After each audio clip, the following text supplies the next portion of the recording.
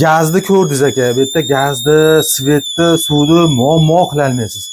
$6000 naqd pulingiz bor odamga 53 kvadratli tayyor remontlar bilan mana bu duh konturda qarang. Shuni kelasiz, jon rohatida, hamma sharoitlari bilan. Bonusiga mana ashqavoq chaynagan bor.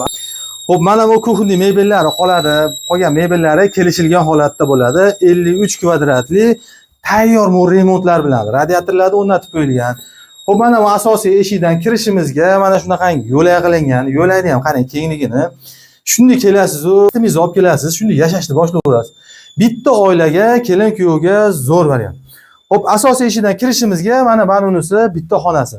Mana bu remont qarang cho'tkiligini. Hamma yo'g'i tayyor, remontlarni qilib, o'zligi uchun yashagani tayyor qilib qo'yishgan xonadon.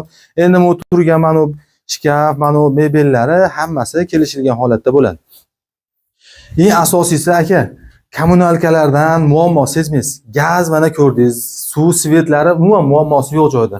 Chiqqan xonamiz oshxona, bu ayollarimiz eng yaxshi ko'rgan oshxona. Duh konturlar qoladi, mana kuxni mebellari qoladi. Bu remont qarang. Endi aka kelasiz-u, yashashni boshlayverasiz. Wi-Fi'largacha o'rnatib qo'yganmiz deyishyapti. Xo'p, manzilimiz bu Tashlag'da, bu Turon to'yxonasini hamma biladi. Turon to'yxonasining orqasidan kirganingizda Novostroykada, yangi domlarda 5 qavatli domda 3-qavatida 53 kvadratlik tayyor remontlar bilan aka $6000 pulingiz bo'lsa, qolgani 19 yil 4.200.000 dan to'lanar ekan.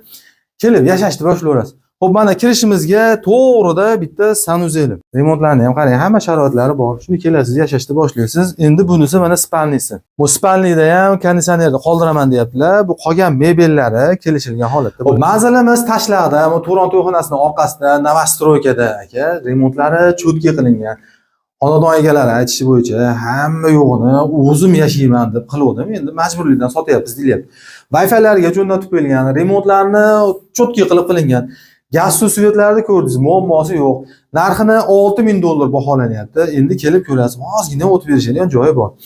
Qolganini 19 yil 4.200.000 dan tushadi.